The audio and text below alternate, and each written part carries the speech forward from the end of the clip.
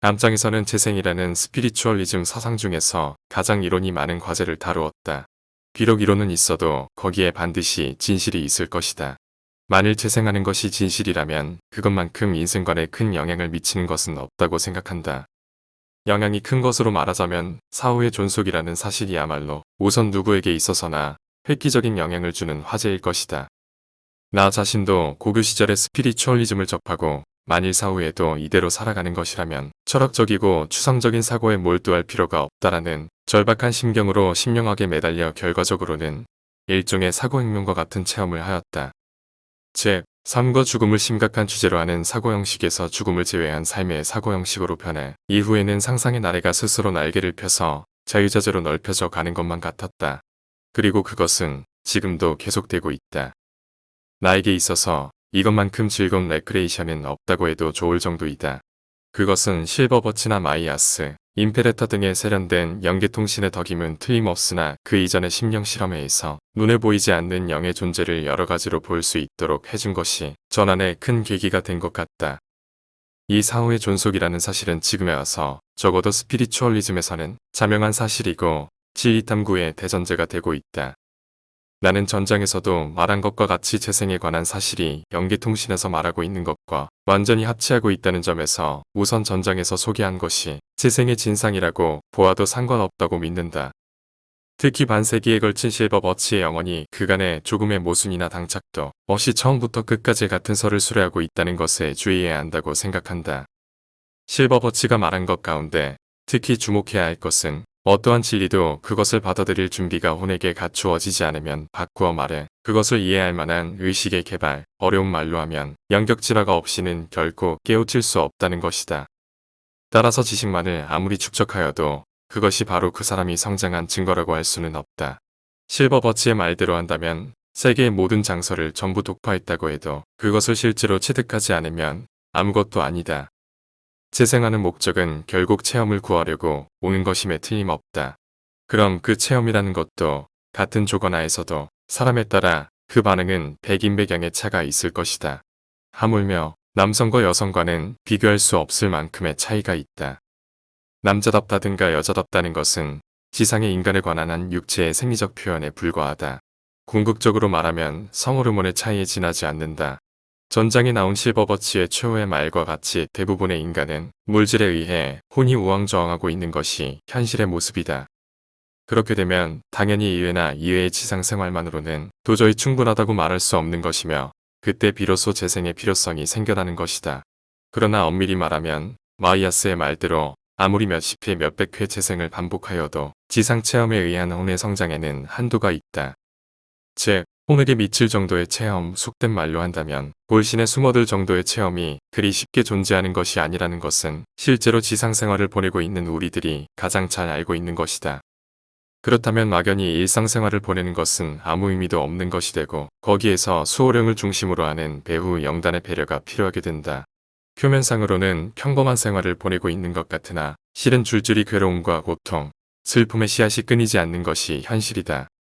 실버버치의 말에 의하면 그것은 모두 혼의 실현으로 신이 부여하는 것이며 그것이 없다면 인생은 아무 의미도 없다고 한다. 당신들도 머지않아 육체의 속박에서 떠나 물질적인 흐림이 없는 눈으로 지상에서 보낸 인생을 뒤돌아볼 때가 올 것이다. 그때 그 일들의 하나하나가 각기 의미를 지니고 혼의 성장과 가능성의 개발에 있어서 그 나름대로의 교훈을 지니고 있었다는 것을 알 것이다. 이렇게 말하며 곤란도 시련도 갈등도 고통도 없는 인생은 도저히 있을 수 없다고 강조하고 있다. 그럼 여기서 실버버치의 말에 귀를 기울여 보기로 한다. 이 교령회에 출석하신 분들이 만약 내가 설교하는 진리를 듣고 인생을 편하게 보낼 수 있게 됐다면 그것은 내가 맡은 사명에 위배되는 것이다. 우리들은 인생의 괴로움이나 고통을 피해가는 방법을 가르치고 있는 것이 아니다. 거기에 과감하게 맞서 그것을 극복하고 그리고 더욱더 강한 인간이 되도록 하는 것이 우리들의 참목적인 것이다. 영적인 보배는 어떠한 지상의 보배보다 우수하다. 그것은 한번 몸에 붙으면 절대 잃어버리는 일이 없다. 고난 속에서도 무엇인가 배우도록 노력할 일이다. 견딜 수 없을 만큼의 고난이 지워지는 일은 결코 없다. 해결할 수 없을 정도의 난제에 직면하는 일은 절대 없다. 어떤 짐을 지고 곤란과 맞부딪히는 일은 여행하는 혼의 당연한 모습인 것이다. 물론 그것은 편안한 일이 아니다. 그러나 혼의 보배는 그리 쉽게 손에 쥐어지는 것이 아니다. 만약 편안하게 손에 들어오는 것이라면 굳이 고생할 필요가 없을 것이다. 고통을 당하고 있을 때는 좀처럼 납득이 가지 않겠지만 필사적인 노력과 고통이야말로 혼에게는 가장 좋은 약이다. 우리들이 아무리 당신들을 생각하고 있어도 당신들이 무거운 짐을 지고 고생하는 모습을 속수무책으로 방관하는 수밖에 없는 경우가 자주 있다. 거기에서 어떤 교훈을 배우고 얻어서 영적으로 성장해 주었으면 하고 기원하면서 말이다. 지식에는 반드시 책임이 따르는 법이다. 그 책임을 져주었으면 한다. 일단 영은 시야가 뚫리면 슬픔은 슬픔으로써 냉정히 받아들일 뿐 절대로 그것을 원망하는 일은 없다. 부드러운 태양이 쪼이는 화창한 날에는 인생의 교훈은 몸에 숨어들지 않는다. 혼이 눈을 떠 그때까지 깨닫지 못했던 자신의 가능성을 발견하는 때는 어두운 구름이 덮인 어두운 날이거나 태풍이 몰아치는 험한 날이다. 지상의 인생은 결국 하나의 긴 투쟁이고 시련이다. 혼에 숨겨져 있는 가능성을 찾아내는 전쟁터에 몸을 두고 있다고 표현해도 좋을 것이다. 혼에는 모든 종류의 장점과 약점이 숨겨져 있다. 즉, 동물적 진화의 잔재인 저질적 욕망이나 감정도 있으며 당신의 개성이 존재하는 원천인 신적 속성도 숨겨져 있는 것이다. 그 어느 쪽이 승리하느냐 하는 싸움이 인생이다. 지상에 태어나는 것은 그 시련을 몸에 맡기기 위해서이다. 인간은 완전한 신의 분령을 받고 태어나긴 했으나 그것은 혼이 깊숙한 곳에 잠재하고 있을 뿐 그것을 끌어내어 연마하기 위해서는 반드시 엄한 시련이 필요한 것이다. 무명의 십자로에서 마주칠 때마다 우냐, 좌냐의 선택을 재촉받는다. 즉, 고난과 과감하게 맞서느냐, 그렇지 않으면 회피하느냐의 선택을 재촉받는 것인데 그 판단은 당신의 자유의사에 맡겨져 있다. 자유라고는 해도 완전한 자유는 아니다. 그 시점에 있어 주어진 환경에 의한 제약이 있고 여기에 반응하는 개성과 기질의 차이에 의해서도 달라질 것이다. 지상생활이라는 순례의 여행에서 내재하는 신성을 개발하기 위한 기회는 이미 준비되어 있는 것이다. 그 기회를 앞에 두고 적극적인 태도를 취하느냐, 소극적 태도를 취하느냐, 멸사의 자세로 나가느냐, 이기주의로 달리느냐는 당신 자신의 판단에 의해 정해진다. 지상생활은 그 선택의 연속이라고 해도 좋을 것이다. 선택과 그 결과, 즉 작용과 반작용이 인생을 수놓아가는 것이고 동시에 또 수명이 다하여 영계에 왔을 때 거기에서 기다리고 있는 새 생활, 새 일에 대한 준비가 충분히 되어 있는가 아닌가, 능력에 적당한가, 부적당한가, 영적으로는 성숙하고 있는가, 아닌가도 그것에 의해 결정된다. 단순한 것 같으면서도 실로 복잡하다. 능력이나 재능이 많으면 많을수록 그만큼 책임도 커진다는 것이다. 지상에 재생할 때 각자는 지상에서 사용할 재능에 대해 이미 인식하고 있다. 재능이 있으면서 그것을 사용하지 않는 자는 재능이 없는 사람보다 큰 책임을 지게 된다. 당연한 일일 것이다. 슬픔은 혼에게 깨우침을 주는 수많은 체험 중에서도 특히 깊은 의미를 갖는 것이다. 슬픔이 혼의 깊은 곳에 닿을 때 가장 잘 진동함으로써 혼의 눈을 뜨게 한다. 혼은 육체의 깊은 곳에 묻혀 있기 때문에 그것을 눈뜨게 하기 위해서는 그만큼 강렬한 체험을 필요로 한다. 슬픔, 원한 병고, 불행 등은 지상의 인간에게 있어서 교훈을 배우기 위한 중요한 수단인 것이다. 만약 그 교훈이 간단히 배울 수 있는 것이라면 그것은 별 가치 없는 것이라 할 수 있다. 슬픔의 극, 괴로움의 극에 있을 때라야 배울 수 있는 것이므로 그것을 배울 준비가 되어 있는 영은 비로소 커다란 가치가 있다고 말할 수 있다. 여러 번 말했지만 진리는 혼이 그것을 깨우칠 준비가 되었을 때 비로소 배울 수 있다. 영적으로 받아들일 태세가 갖추어질 때까지는 절대로 진리에 눈뜰 수 없다. 아무리 원조의 손길을 주어도 그것을 받아들일 준비가 되어 있지 않은 자는 구제받지 못한다. 영적 지식을 이해하는 시기를 결정하는 것은 혼의 발달 정도에 있다. 다시 말하면 혼의 진화 정도가 결정하는 것이다. 육체에 둘러싸인 당신들 인간이 물질적 견지에서 우주를 바라보고 일상의 일들을 물적 척도로 재고 생각하고 평가하는 것도 무리는 아니겠으나 그것은 긴 이야기 속의 한낱 에피소드에 불과한 것이다. 혼의 위대함은 고난을 이겨낼 때에만 발휘되는 것이다. 시리도 낙담도 혼의 걸음이다. 혼이 그 숨겨진 힘을 발휘하는 데는 어떤 걸음을 섭취해야 좋은가를 알 필요가 있다. 그것이 지상생활의 목적이다. 시리에 빠졌을 때는 이미 모든 것이 끝났다고 느껴지겠지만 실은 거기에서 시작되는 것이다. 거기에는 아직 발휘되지 않은 힘, 그때까지 발휘된 것보다 훨씬 큰 힘이 묻고 있는 것이다. 그것은 평안한 인생 속에서는 절대 발휘되지 않는다. 고난과 곤란 속에서만이 발휘되는 것이다. 금괴도 때리지 않으면 그 순금의 모습을 볼 수 없듯이 혼이라는 순금도 슬픔이나 괴로움의 시련을 넘지 않으면 나타나지 않는다. 그 이외에는 방법이 없다. 달리 방법이 있다고 말하는 사람이 혹시 있다고 해도 나는 이해할 수 없다. 인간의 생활에 과오는 따르게 마련이다. 그 과오를 바로잡는 것으로 인해 혼이 성장하는 것이다.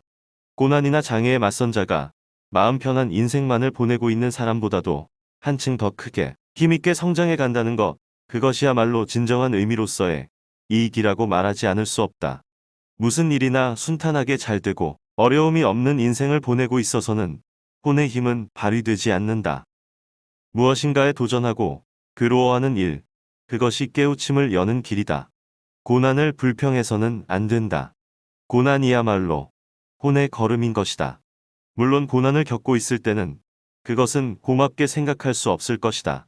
괴로우니까 말이다. 그러나 뒤에 그때를 뒤돌아보면 그것이 당신의 혼의 눈을 열게 한 더 이상 없는 걸음이었다는 것을 알고 신에게 감사할 것이 틀림없다. 이 세상에 태어난 영혼이 모두 편안한 생활을 보내고 있다면 거기에는 진보도 개발도 개성도 성취도 없는 것이다. 이것은 엄하고 가혹한 교훈임에 틀림없으나 무슨 일이든 가치 있는 것일수록 그 성취에는 어려움이 더하게 마련이다. 혼의 현상은 그리 쉽게 손에 들어오는 것이 아니다. 신은 잠시도 쉬는 일 없이 일하고 모든 존재의 구석구석까지 완전히 통달하고 있다. 신은 법칙으로서 일하고 있다. 그러므로 맑은 날도 흐린 날도 모두 신의 조화이다. 유한한 인간에게 신을 심판할 자격은 없다. 우주를 심판할 자격도 없다. 지구를 심판할 자격도 없다. 당신들 자신을 심판할 자격도 없다. 물적 척도는 너무 편협되어 있기 때문이다. 물적 척도로 보는 한 세상은 불공평과 부정과 사도와 힘의 지배와 패배밖에 보이지 않을 것이다. 당연할지도 모른다. 그러나 그것은 극히 편협되고 잘못된 판단이다. 지상에서는 반드시 정의가 승리한다고 말할 수 없다. 왜냐하면 인과율은 반드시 지상생활 중에 성취된다고 할 수 없기 때문이다. 그러나 지상생활을 초월한 긴 안목으로 보면 인과율은 한치의 착오도 없이 작용하여 기울어진 저울추는 반드시 그 평형을 되찾는다. 영적으로 보아 당신에게 무엇이 가장 바람직한지 당신 자신은 알 수 없다. 어쩌면 당신에게는 가장 싫은 일이 혹은 당신의 기도에 대한 최고의 회답일 수도 있을 것이다. 그러므로 매우 어려운 일이긴 하지만 만사는 물적 척도가 아닌 영적 척도로 판단하려고 노력해야 한다. 왜냐하면 당신이 비극이라고 생각하는 일이 우리들이 볼 때 행복일 수가 있고 당신들이 행복하다고 생각하는 일이 우리들이 볼 때는 불행일 수가 있기 때문이다. 기도는 그 나름대로의 회답이 주어진다. 그러나 그것은 반드시 당신이 바라고 있는 대로의 형태가 아니다. 그때 당신의 영적 성장에 가장 바람직한 형태로 주어진다. 신은 절대로 자기 자식을 버리는 따위의 일은 하지 않는다. 그러므로 신이 베푸는 일을 지상적 척도로 비판하는 일은 없어야겠다. 절대로 착오 없는 영적 진리가 몇 가지 있는데 그 가운데 두 가지만 소개해보겠다. 하나는 동기가 순수하면 어떤 일을 해도 절대로 위해를 당하는 일은 없다는 것. 다른 하나는 남을 위한다는 열의에 찬 사람에게는 반드시 그 기회가 주어진다는 것이다. 초조해서는 안 된다. 만사는 태어나게 대처할 일이다. 어떻든 이 지상에 의식을 지닌 생명이 탄생하는 데에는 몇백만 년이라는 세월이 소요된다. 다시 인간이라는 형태가 오늘날과 같은 조직체를 갖기까지는 몇백 년이나 걸렸다. 그 중에서 당신들과 같이 영적 진리를 이해하는 사람이 나오기까지는 어느 정도의 세월이 걸렸을까? 그 힘, 우주를 움직이는 그 무궁한 힘에 몸을 맡기자. 착오란 있을 수 없는 그 힘을 믿어보자. 하면 안 될 문제도 없고 다투어야 할 과오도 없고 정복해야 할 곤란도 없는 생활에는 혼의 깊은 곳에 숨겨져 있는 신성이 개발될 기회가 없다. 슬픔도 괴로움도 신성의 개발을 위해 있는 것이다.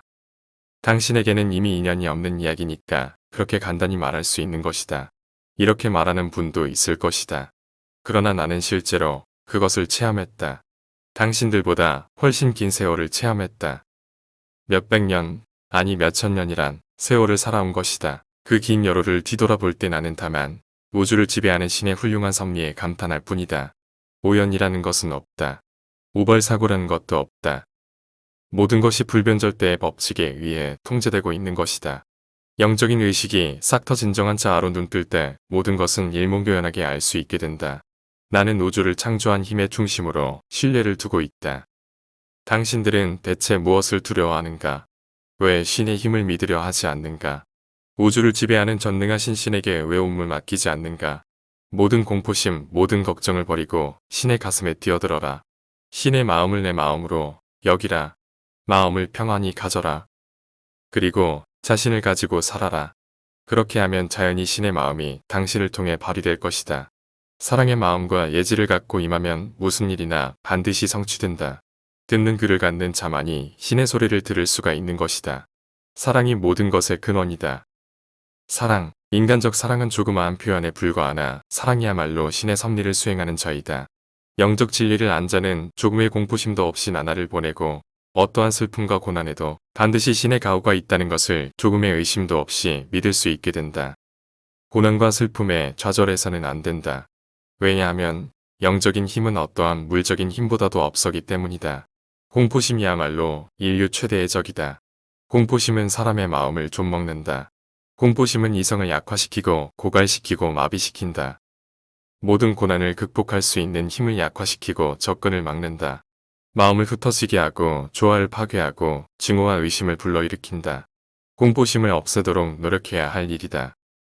진리를 안 사람은 항상 냉정하고 밝고 고요하고 자신의 넘쳐 절대로 흐트러지지 않는다. 영의 힘은 우주를 절대적으로 지배하고 있는 신의 힘이다. 단지 힘이 절대적이라는 것뿐이 아니다. 절대적인 예지이고 또 절대적인 사랑이기도 하다. 생명의 모든 존재의 배후에 신의 절대적 영향이 있는 것이다. 강철은 불에 의해서만 연마된다. 연마된 혼이 내지 않은 무한의 신성에 늘때 깨달음을 얻는 것은 고난 속에 있을 때뿐이다. 고난의 순간이야말로 당신이 살아있다는 귀중한 증거이다. 날이 새기 전에 어두움이 있는 것처럼 혼이 빛나려면 어두움의 체험이 필요하다. 그럴 때 중요한 것은 어디까지나 자기의 책무에 충실하고 그리고 최선을 다하며 자기를 지켜주는 신의 힘에 전폭적인 신뢰를 두는 일이다. 영적 지식을 깨달은 자는 좌절도 실패도 신의 계획의 일부라는 것을 깨치지 않으면 안 된다. 음과 양, 작용과 반작용은 정반대인 것과 동시에 일체분리의 것, 말하자면 동전의 앞뒤 같은 것이다. 표리일체이기 때문에 한쪽은 필요하나 다른 한쪽은 필요 없다고 할 수가 없다. 인간의 진보를 위해 그러한 앞면과 뒷면의 체험, 즉 성공과 좌절의 양쪽 모두를 체험할 수 있도록 만들어진 법칙인 것이다. 신성의 개발을 촉진시키기 위해 복잡하게 구성된 법칙의 일부인 것이다. 그러한 법칙을 모두 통달하는 것도 인간에게는 불가능하다. 아무리 보아도 앞길이 없는 일은 신앙에 의해 찾는 길밖에 없다. 맹목적인 가벼운 믿음이 아니고 지식을 토대로 한 신앙이다. 지식이야말로 부동의 기반이며 불변의 토대이다. 우주의 근원인 영에 대한 영원한 진리는 당연히 그 영의 힘에 대한 부동의 신념을 산출하지 않으면 안 된다. 그러한 의무가 있는 것이다. 그것도 하나의 법칙인 것이다. 공포심과 회의는 모처럼의 영적 분위기를 뒤흔든다. 우리들은 신념과 편안하고 고요한 분위기 속에서만 비로소 인간과 접촉할 수 있는 것이다. 공포, 의혹, 걱정, 불안, 이러한 사념은 우리들 영계의 사람이 인간에게 접근할 유일한 길을 봉쇄하고 만다. 태양이 따사롭게 내리비치고 모든 것이 순조롭고 쿵요로 울 때 신에게 감사하는 것은 쉬울 것이다. 그러나 참된 의미로 신에게 감사해야 할 때는 주변이 어두운 구름에 잠긴 때이고 그때야말로 내지 않은 힘을 발휘해 절호의 기회인 것이다. 적당한 교훈을 배우고 혼이 성장하고 의식이 최고조로 넓혀졌을 때 그때야말로 신에게 감사할 때이다. 영적 마스터에 돛을 개양할 때이다.